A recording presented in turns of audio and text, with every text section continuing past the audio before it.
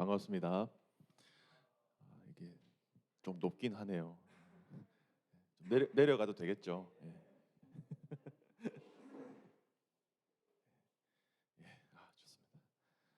아, 우리 잠실중앙교회의 형제 교회인 동행교회에 와서 또 말씀을 함께 나눌 수 있게 돼서 감사하고, 또 우리 박 목사님이 이제 코로나 확진이어서 이런 상황에 또 이렇게 설교할 수 있는 기회가 주어져서 감사드리고, 목사님도 빨리 회복할 수 있도록 함께 기도하셨으면 좋겠습니다.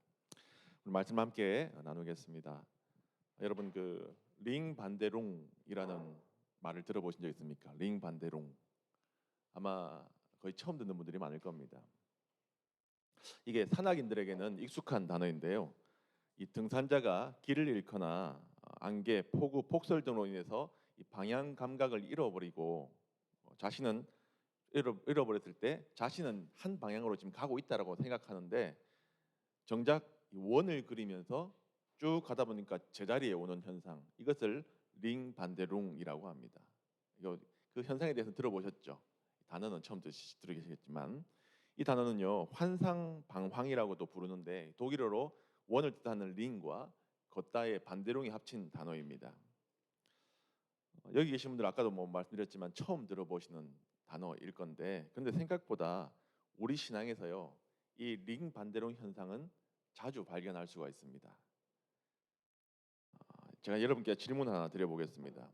지금 여러분의 신앙이 10년 전보다, 그리고 1년 전보다, 아니 한 달 전보다 신앙의 진보가 좀 있으신 것 같습니까? 한번 생각해 봐 보십시오. 내 신앙이 10년 전보다, 아니 1년 전보다, 한 달 전보다 좀 신앙의 진보가, 성숙이 있는 것 같은가 한번 생각해 보시기 바랍니다. 사실 우리는요 나름 나의 신앙의 성숙을 위해서, 성장을 위해서, 진보를 위해서 열심히 힘쓰고 애를 쓰지 않습니까? 그런데 그렇게 힘쓰고 애쓰는 것 같은데 어느 순간에 보면 이 링 반대로 다시 제자리에 와 있는 것 같은 느낌을 받을 때가 참 많습니다. 막 힘쓰고 애썼는데 제자리, 힘쓰고 애썼는데 다시 그 자리에 있는 것 같은 느낌. 많은 성도들이 자기 신앙의 성장을 위해서, 성숙을 위해서 정말 애쓰고 힘을 씁니다. 그래서 성도들이 연말 연초가 되면 막 목표를 세우잖아요. 내년에는 이렇게 하겠다, 올해는 이렇게 하겠다라고 말하면서, 그래서 올해는 주일 예배 빠지지 않겠다, 수요 금요 기도에 열심히 참석하겠다, 뭐 11조 꼭 하겠다, 한 가지 봉사는 꼭 하겠다, 기도는 하루에 1시간 이상 하겠다, 말씀을 일독하겠다, 목표를 많이 세웁니다. 그런데 여러분, 그렇게 세운 목표 가지고 열심히 달려오셨잖아요. 지금 8월인데. 그런데 보니까 다시 링 반대롱이다라는 것이죠. 생각보다 제자리에서 벗어나지 못할 때가 많다는 것입니다. 그런데 여러분, 그 성도만 그런 것이 아니라 오늘 조국 교회도 이 링 반대롱 현상에서 벗어나지 못하고 있는 것 같아요. 자, 그렇다면 왜 우리 조국 교회와 성도들은 이 신앙의 성숙을 위해서 이렇게 시간과 노력을 투자하는데, 그럼에도 불구하고 성숙한 성도와 교회가 되지 못하는 것일까요? 그 이유를 사도 바울은 오늘 본문에서 교회와 성도들이 복음을 실험하지 않기 때문에 성숙의 자리로 나가지 못한다라고 지금 말해주고 있습니다. 자, 여러분, 이 실험이라는 말은요 과학에서 이론이나 가설들이 실제로 가능한지 알아보기 위해서 하는 행위를 실험이라고 합니다. 그러니까 증명하기 위해서 해보는 겁니다. 맞나 안 맞나 해보는 걸 실험이라고 하죠. 우리는 흔히 실험이라는 말은 이 과학에서나 사용되는 용어라고 생각하지만, 오늘 사도 바울은 우리 신앙에서 이 단어를 사용하고 있습니다. 목사님, 오늘 본문에 눈을 씻고 찾아봐도 실험이라는 말은 나오지 않는데요. 예, 나오지 않습니다. 근데 그게 맞는 말 같은데 틀린 말입니다. 잘 보십시오. 우리가 아까 읽었던 본문에서 말미에 보면 분별하도록 하라라는 말이 나오죠. 분별하도록 하라. 이 분별하도록 하라의 헬라어의 원뜻은 시험하다, 시도하다, 입증하다의 뜻입니다.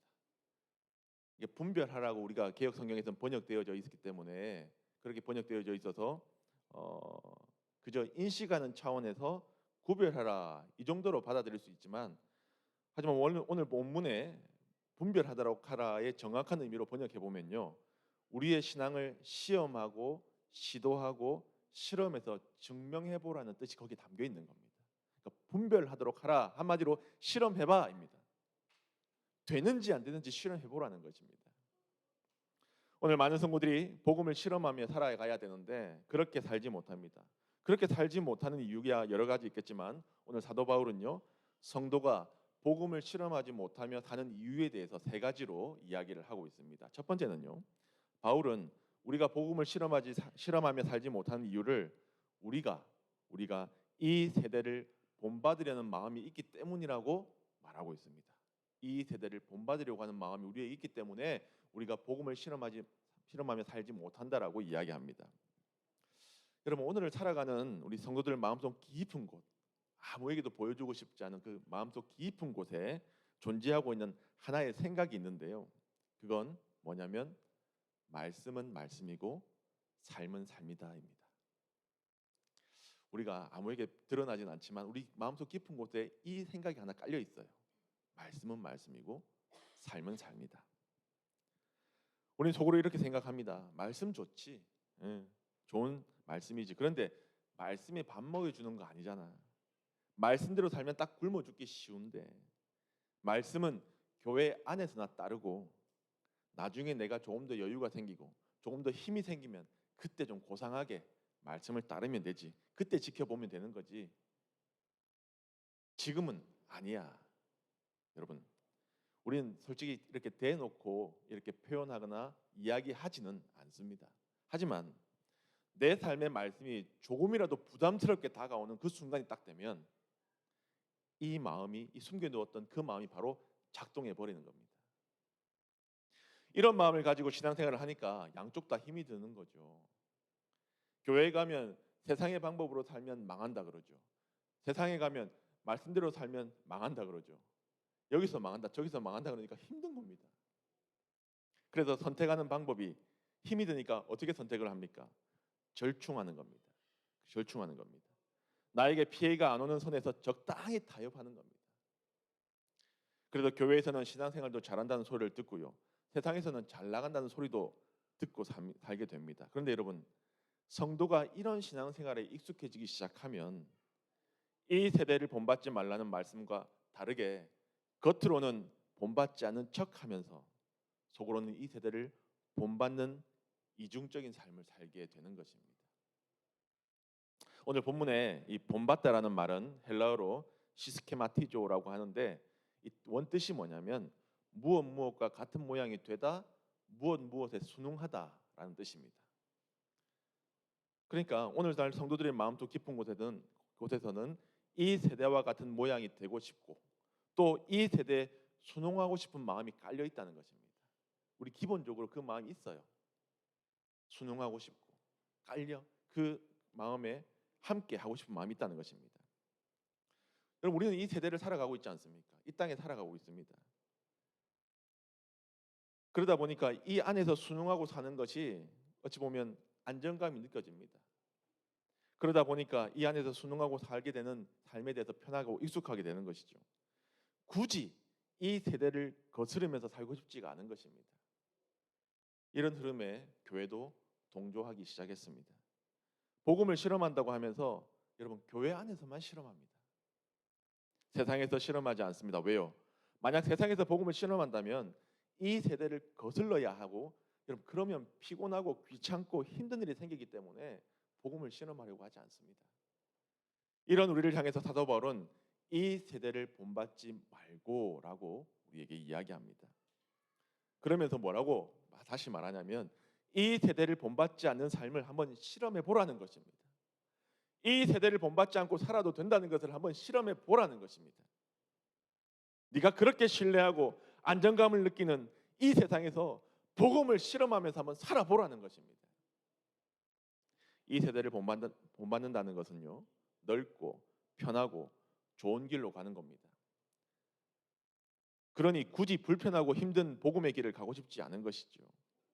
이 땅에 살아가면서 어떤 선택의 순간에 그 방법이 불법임에도 불구하고 눈 한번 질끈 딱 감으면 그리고 한번 모른 척하면 더 많은 이익이 나에게 오니까 여러분, 복음을 실험하며 살지 않는 것입니다.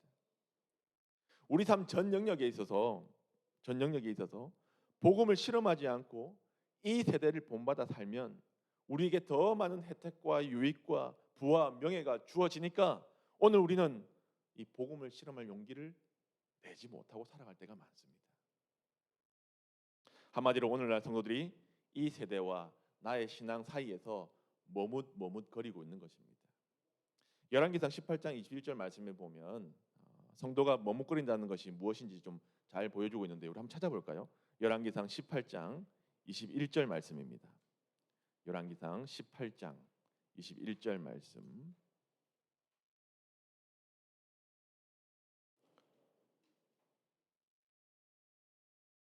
함께 봉독해 보겠습니다. 엘리야가 모든 백성에게 가까이 나아가 이르되 너희가 어느 때까지 둘 사이에서 머뭇하려느냐. 여호와가 만일 하나님이면 그를 따르고 바알이 만일 하나님이면 그를 따를지니라 하니 백성이 말 한마디도 대답하지 아니하는지라. 아멘. 여러분 보시면 엘리야는 지금 외치고 있습니다. 하나님과 바알 사이에서 머뭇거리지 말고 하나님 편에 서든지 바알 편에 서든지 선택하라는 것입니다. 그런데 여러분 이 외침에 이스라엘 백성들의 반응이 참 재밌습니다. 아무도 엘리야의 말에 대답을 하지 않습니다. 이스라엘은 여러분 출애굽 이후부터 언제나 그들은 하나님의 백성들이었습니다. 이스라엘 백성 하면 이게 따라붙는 게 뭐냐? 하나님의 백성이라는 꼬리표가 늘 달아붙는 그런 사람들이었습니다. 그런데 그들이 하나님과 바알을 선택하라고 할 때 뭘 선택했습니까? 침묵을 지금 선택하고 있습니다. 여러분 침묵했다는 것은 어떤 의미일까요? 그 지켜보겠다는 겁니다. 지켜보다가 나에게 조금 더 유리한 쪽으로 선택하겠다는 것입니다. 좀 서글프지만 이 모습이 하나님의 백성들이란 사람들의 모습이었고 오늘 우리의 모습이기도 합니다. 우리는 이 세상과 하나님 사이에서 지금 머뭇거리고 살 때가 많습니다. 나에게 조금이라도 유익이 있는 쪽으로 가려고 언제나 마음의 준비가 되어 있습니다.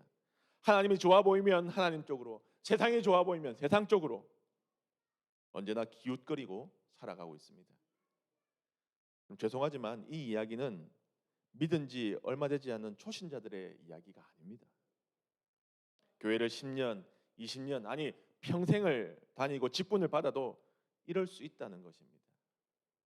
이렇게 살아가고 있으니까 복음을 실험해 보지도 못하고 늘 살아가고 있는 우리의 모습, 링반대롱의 삶을 살아가는 것입니다. 두 번째로 우리가 복음을 실험하며 살지 못하는 이유를 사도 바울은 우리가 예수님의 사람으로 변화될까 봐 두려워서 복음을 실험하지 못한다라고 이야기합니다. 예수님의 사람으로 변화될까 봐 두려워서 복음을 실험하며 살지 못한다라고 이야기합니다. 어윈 맥머너스 목사가 쓴 코뿔소 교회가 온다라는 책에 보면 이 위험한 실험자와 재빠른 적응자에 관한 이야기가 나옵니다. 위험한 실험자, 재빠른 적응자. 이 맥머너스 목사는 성도는 예수 믿는 사람들은 위험한 실험자가 되어야 된다고 말합니다. 그는 말하기를 위험한 실험자는 독버섯을 먹고 죽는 사람. 그리고 재빠른 적응자는 그 독버섯을 먹지 않는 사람. 그럼 재빠른 적응자는 왜 독버섯을 먹지 않을까요? 그건 재빠른 적응자가 이 위험한 실험자의 그 불행, 먹고 죽는 걸 본 다음에 아 저렇게 하면 안 되는구나를 알기 때문에 그들은 독버섯을 먹지 않는 것입니다. 여러분은 어떤 사람이 되고 싶으십니까? 위험한 실험자, 재빠른 적응자? 여러분도 침묵을 선택하시는 겁니까? 사실 다 재빠른 적응자가 되고 싶죠. 누가 뭐 위험한 실험자가 되고 싶겠습니까? 어떤 바보가 위험한 실험자가 되고 싶겠습니까? 그런데 우리 믿음의 선배들은요, 이 위험한 실험자의 삶을 살았다는 그 길을 걸어갔다는 것입니다. 오늘 우리가 복음을 실험하지 못하는 이유는 바로 바보 같은 그 믿음의 선배들처럼 될까봐, 내가 그렇게 될까봐 겁이 나는 겁니다. 다시 말해서 복음을 실험하면 내가 마음을 새롭게 함으로 변화를 받을까봐 복음을 실험하지 못하며 사는 것입니다. 두려운 거예요. 마음을 새롭게 함으로 변화를 받으면 이 위험한 실험자의 삶을 살아가게 될까봐 나는 세상에서 멋있게 살고 싶고 정말 누리고 살고 싶은데 그렇게 허무한 삶을 마무리되는 그런 삶을 살아가게 될까 봐 두려운 겁니다. 나는 재빠른 정자의 삶을 살고 싶은데 죽는 길은 가고 싶지 않은 것이죠. 여러분 오늘 2절 말씀에 나오는 이 변화를 받아라고 할 때 이 변화를 받는다는 말은 헬라어의 원어의 뜻은 다른 형상으로 변한다라는 뜻이 있습니다. 다른 형상으로. 그러니까 완전히 다른 것이 된다는 뜻입니다. 여러분 성도가 믿음으로 변화되는 것은 당연한 거 아닙니까? 그런데 오늘날 의외로 많은 성도들이 내가 변할까 봐 두려워합니다. 내가 내 신앙에 정해놓은 선이 딱 있습니다. 만약 그 선을 넘는 변화가 나에게 온다. 그 변화로 인해서 지금까지 내가 누려왔던 것들 내려놓게 되고 내가 가고 싶은 길을 아닌 길로 가게 될까 봐 또 내가 꿈꾸고 바랬던 인생의 길과 정반대의 길로 가게 될까 봐 두려운 겁니다. 이 두려움과 염려가 오늘 우리로 하여금 복음을 실험하지 못하며 살게 만드는 것입니다. 두려울 수 있습니다. 걱정될 수 있죠. 그런데 여러분 오늘 우리의 신앙에서 용기를 좀 내어서요. 이 복음의 실험을 해보지 않으면 우리는 언제나 신앙의 링 반대론 현상에서 벗어나지 못하고 늘 그 자리에 있을 수밖에 없습니다. 여러분 히브리서 11장에는 복음을 실험하며 살았던 사람들의 이야기가 나옵니다.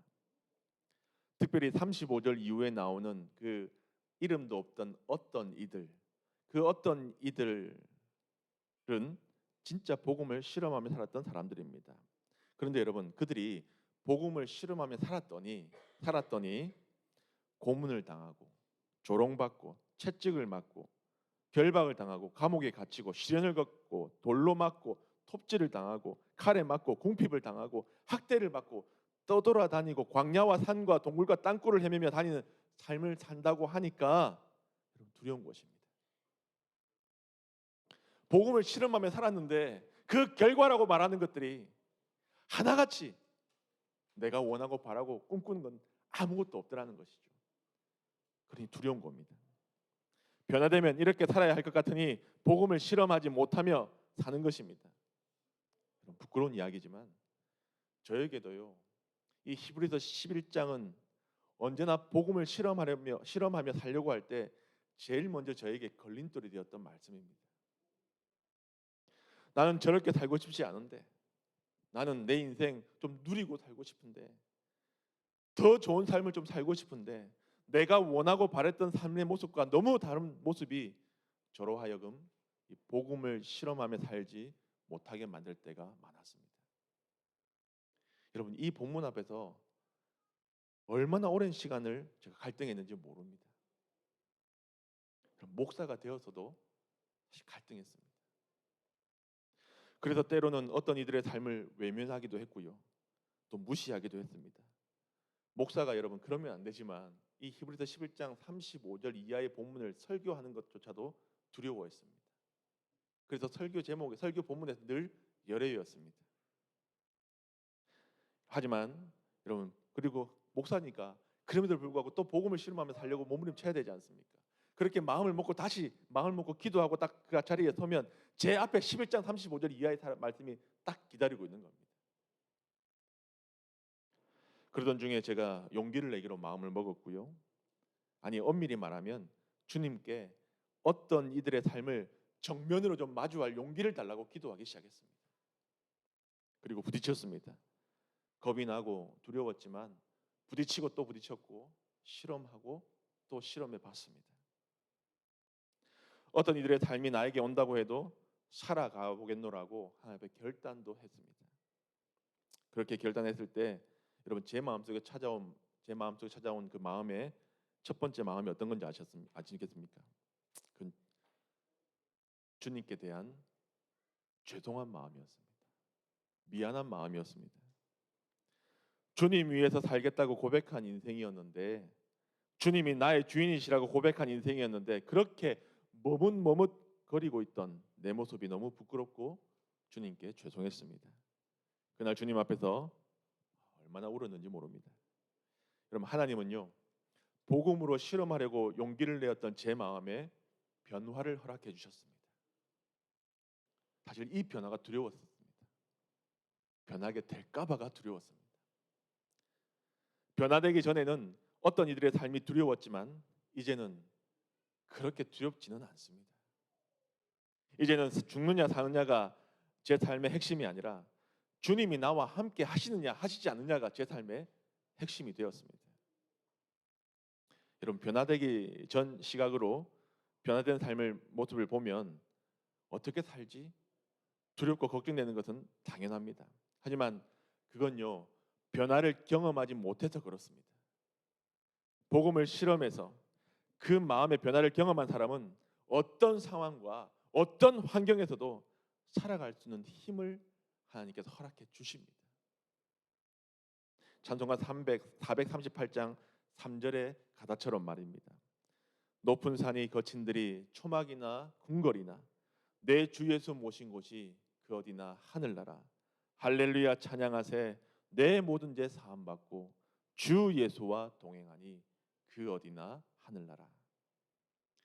이 아름다운 신앙의 고백이 여러분의 신앙의 고백이 될 수 있기를 바랍니다. 마지막으로 우리가 복음을 실험하며 살지 못하는 이유를 바울은요, 우리가 하나님의 뜻을 다 안다라고 생각하기 때문이라고 우리에게 이야기하고 있습니다. 그럼 사도 바울은 하나님의 선하시고 기뻐하시고 온전하신 뜻이 무엇인지 분별하도록 하라라고 우리에게 말합니다. 앞서 말씀드렸듯이 여러분, 분별하도록 하라가 어떤 뜻이라고요? 시험해봐라, 실험해봐라, 입증해봐라, 이 뜻이 있는 것입니다. 오늘날 성도들이 복음을 실험하지 못하는 이유는 바로 내가 내 신앙에 관해서 웬만한 건 다 알고 있다라고 믿기 때문에 그렇습니다. 내가 알고 있다고 생각하는가 굳이 실험해 볼 이유가 없는 거죠. 아는 건데 왜 실험해 보겠습니까? 근데 여러분, 진짜 그 안다고 생각하는 게 여러분 정말 알고 있는 것일까요? 우리는 하나님을 잘 안다고 생각하며 살아가고 있습니다. 그런데 우리는 정말 하나님을 잘 알고 잘 누리고 살아가는 걸까요? 20세기를 대표하는 복음주의 신학자 제임스 패커는 그의 책 하나님을 아는 지식에서 knowing about God, 하나님에 대해 아는 것이 아니라 knowing God, 하나님을 아는 것으로 돌아가야 된다라고 말했습니다. 패커는요, 하나님을 잘 알고 있다고 말하는 그리스도인들을 향해서 여러분이 하나님을 안다고 하는데 실제로 그것은 하나님에 관해서 아는 것이지 하나님을 아는 것이 아니라고 그 책에서 일침을 날리고 있는 것입니다. 우리는 신앙생활을 해오면서 하나님을 많이 안다고 생각하며 살아갑니다. 내가 신앙생활을 한 게 몇 년인데, 내가 성경 공부를 얼마나 많이 했는데, 그러면서 말입니다. 맞습니다. 오랫동안 신앙생활을 해오면서 여러분 설교를 통해서 하나님에 대해서 얼마나 많이 말씀을 들었습니까? 그리고 성경 공부를 통해서 하나님의 속성, 하나님의 성품, 하나님의 여러 가지들을 또 배웠습니다. 그런데 여러분, 그렇게 말씀을 듣고 공부해 왔던 그 하나님께서 여러분에게 이렇게 질문하신다면 여러분은 어떻게 대답하시겠습니까? 하나님 이렇게 여러분 질문하시면 한번 대답을 생각해 보십시오. 그래, 그렇게 나에 대해서 말씀도 많이 들었고 공부를 많이 했으니까 그럼 내가 한 가지 물어보자. 정말 네가 나를 알면, 정말 너희들이 나를 알면 지금처럼 사는 게 맞는 거니? 네가 나를 제대로 알고 있다면 지금처럼 살면 안 되는 거 아니니?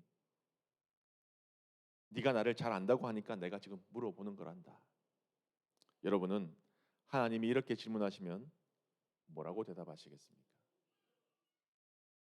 오늘 사도 바울은요, 하나님의 선하시고 기뻐하시고 온전하신 뜻이 무엇인지 실험해 보라고 이야기합니다.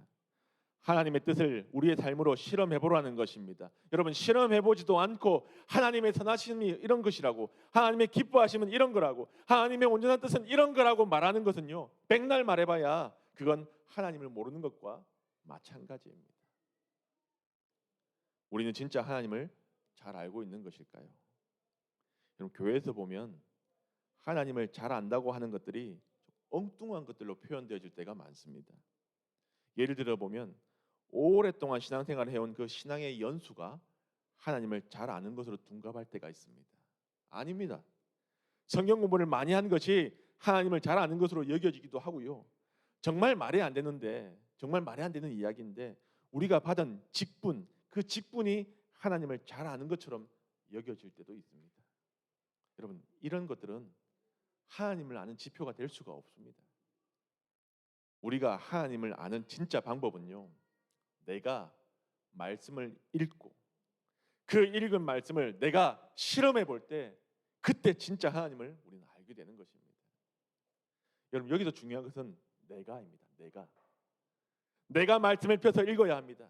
종교적인 의무감이나 책임감으로 읽는 것이 아니라 하나님을 알고 싶은 그 간절한 마음으로 내가 말씀을 읽는 것입니다. 그리고 하나님이 말씀하신 그것들을 내 삶에서 실험해 보는 것입니다. 내가 길러낸 그 말씀을 가슴에 품고 내가 실험해 보는 것입니다. 그러면요, 우리는 삶에서 복음을 실험한다는 것, 그 복음을 실험한다는 것은 어떤 것일까요? 여러분, 우리가 복음을 실험해 보라 그러면 우리는 우리 삶에서 가장 중요한 순간, 거창한 순간, 아주 결연한 의지를 발휘해야 되는 그런 순간, 그 비장한 순간들에서 복음을 실험해야 된다고 생각합니다. 그러니까 복음을 실험해 보라고 제가 말씀을 드리면 여러분 삶에 아주 중요한 사건이 있을 때 그때 실험하는 거라고 생각할 수가 있습니다. 그런데 여러분, 아닙니다. 진짜 복음을 실험해야 하는 자리는 저와 여러분의 일상입니다. 하루에도요, 수십 번씩 내 속을 뒤집어 놓는 나의 자녀들, 이건 진짜입니다. 이건 리얼입니다. 저희 집에 아들 셋이 있는데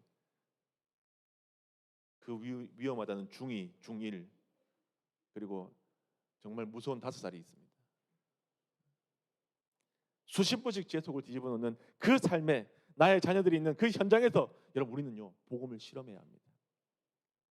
출근하면 밥맛 떨어지는 상사가 있는 그 자리에서 우리는 복음을 실험해야 합니다. 불의를 선택하기를 강요하는 그런 상황에서 우리는 복음을 실험해야 합니다. 어그러져 버린 관계가 있는 그 현장에서 우리는 복음을 실험해야 하고요. 정말 지겹도록 나를 따라오고 있는 그 고난 앞에서 우리는 복음을 실험해 봐야 합니다. 진짜 내 삶의 한가운데서 일어나고 있는 그 시시콜콜한 상황과 환경에서 우리는 복음을 실험하며 살아가야 하는 것입니다. 그렇게 우리가 말씀을 통해서 알게 된 것들을 실험을 통해서 우리의 것으로 만들어 가야 하는 것입니다. 그때 우리는 하나님의 선하시고 기뻐하시고 온전하신 뜻을 내 삶에서 확인할 수 있게 되는 것입니다. 이 실험은 여러분, 누가 대신해 줄 수 있는 것이 아닙니다. 내가 직접 실험하고 그 결과를 확인해야 합니다. 초대교회 성도들은 이 복음을 삶으로 실험하며 살았던 사람들입니다. 대표적인 사람들이죠. 그들에게 복음의 실험은요, 거창하고 대단한 것들이 아니었습니다. 그들은 그들의 일상에서 복음을 실험하며 살았습니다. 초대교회 성도들은 가난했지만 서로 나누며 사는 것을 실험했습니다.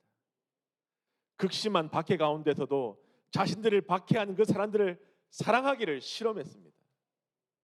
주인들이 그들을 업신여겨도 그들을 향해서 적대적으로 대하지 않기를 그들은 실험하며 살았습니다. 그들은 이 땅에 발을 붙이고 살았지만 거주민과 나그네의 삶을 살기를 실험하며 살았습니다. 그들은 위대한 것을 설교하며 살지 않았고요, 위대한 것을 그저 살아내었습니다. 여러분, 아무도 거들떠보지 않고 힘없던 이 초대교회 성도들이었지만 그들이 복음을 실험하며 살았더니 그 거대한 로마 제국을 복음으로 사로잡아 버렸던 것입니다. 초대교회 역사 연구자인 알렌 크라이더 박사는요, 초대교회 성도들을 이렇게 한마디로 정의를 내렸습니다. 이상하지만 흥미로운 사람들. 세상 사람들이 볼 때 초대교회 성도들은 이상한 사람들처럼 보였습니다. 왜냐하면 그들은 세상이 사용하는 언어와 다른 언어를 사용했고요, 이런 외국어를 썼다는 게 아닙니다. 세상에 통용되는 그 단어가 말이 아니라 우리 복음의 사람들 실험한 용어를 쓰다 보니까 다르게 느껴졌던 것입니다. 세상의 행동과 다른 행동을 했기 때문입니다. 그래서 초대교회 성도들의 이 다른 언어와 행동은요, 그 시대 사람들에게 흥미를 유발시켰습니다. 저들은 왜 저렇게 말할까? 저들은 왜 저렇게 행동할까? 저들은 어떻게 저렇게 살 수 있을까? 그들을 궁금하게 만들었던 것입니다. 여러분 최근에 대한민국의 이 한국에 신드롬이 하나 생겼는데 어떤 신드롬인지 아십니까? 신드롬 최근에 우영우 신드롬입니다. 우영우. 여러분 우영우 아십니까? 모르십니까? 네. 머뭇머뭇거리지 마십시오. 우영우 요즘 많이 이야기되고 있죠. 여러분 초대교회 그 이상했던 성도들이 로마를 사로잡았던 것처럼 여러분 이상한 변호사가 대한민국을 사로잡았습니다. 우영우 마지막 회를 보면요, 그 우영우 변호사가 자기의 삶을 한마디로 정의를 내립니다. 자기 인생에 대해 제 삶은 이러면서 뭐라고 얘기하냐면 제 삶은 이상하고 별나지만 가치 있고 아름답습니다라고 말합니다. 이상하고 별나지만 가치 있고 아름답습니다. 저는 그 말을 들으면서요, 야, 저 말이야말로 복음을 실험하며 살아가는 그리스도인들의 고백, 그 삶의 모습이다라고 생각했습니다. 오늘 사도 바울은 우리에게 복음을 실험하며 살라고 말씀하십니다. 그래서 이상하지만 별나다는 소리를 들어도 하나님 보실 때 가치 있고 아름다운 삶을 이 땅에서 살아가라고 우리에게 말씀해 주는 것입니다. 그런데 사실 이 복음의 실험은요, 외로울 때가 많습니다. 또 힘이 듭니다. 힘들어요. 저도 요즘에 제 삶에서 이 복음을 실험하고 있는 중인데 여러분 여간 어려운 게 아닙니다. 때로는 그 실험이 마음을 되게 불편하게 하기도 하고요. 때로는 그 실험이 마음을 혼란스럽게 하기도 합니다. 어느 순간에는 정말 이제 그만하고 싶다, 포기하고 싶은 순간도 종종 있습니다. 그럼 이것이 저의 솔직한 심정입니다. 하지만 힘들어도 그 힘든 가운데 한 가지 변화의 기쁨이 내 마음에 있습니다. 내 삶 절반에 드러나는 표가 나는 그런 변화는 아니지만 다른 사람은 몰라도 저만 알 수 있는 변화가 저 안에 있다는 것입니다. 복음의 실험을 통해서 지금까지 살아왔던 세상을 대하던 삶의 태도가 조금씩 변하고 있는 제 삶의 기쁨, 제 마음의 기쁨, 이 기쁨이 저에게 있습니다. 이것이 바로 복음을 실험하는 사람들이 많이 누릴 수 있는 기쁨입니다. 사랑하는 여러분, 오늘 목사인 제가 할 수 있는 것은 여기까지입니다. 이제 복음을 실험하며 살 것인가를 선택하는 것은 여러분의 몫입니다. 복음을 실험하며 사는 삶은 지금까지 익숙했던 삶과는 전혀 다른 삶입니다. 모두가 가야 하는 길이었지만 언제부턴가 가야지 마음만 먹고 가지 않는 길이 되어버렸습니다. 여러분, 정말이지 여러분 삶에서 진짜 복음을 실험하며 살아보시길 바랍니다. 여러분 정말 그렇게 한번 좀 살아보시기 바랍니다. 그러면 우리는요, 이상하고 별나다는 이야기를 듣겠지만 이 세상에 진짜 가치 있는 것들을 보여주고 이 땅에 정말 아름다운 것이 무엇인지 보여주며 살아가는 그런 인생들이 다 될 것입니다. 우리 옆에 계신 성도들과 함께 이렇게 한번 고백하고 말씀을 마무리하겠습니다. 우리 복음을 실험하며 사십시다. 한번 인사하시겠습니다.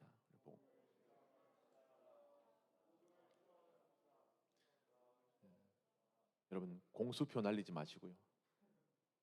한 번 더 같이 나누겠습니다. 따라 하실게요. 바라보시면서 우리는 이상하고 별나지만 가치 있고 아름다운 사람들입니다. 맞습니까? 우리는 복음을 실험하며 살면 세상이 우리를 이상하고 별나다고 말할 수 있습니다. 하지만 그 삶이야말로 진짜 하나님이 원하시는 가치 있고 아름다운 삶이라는 걸 기억하시고요. 여러분 그래서 이 한 주간 동안 복음을 실험하며 살아가는 사람들, 그래서 세상에서 그 복음을 증명하며 살아가는 여러분 되실 수 있기를 주님의 이름으로 축원합니다. 우리 함께 기도하시겠습니다.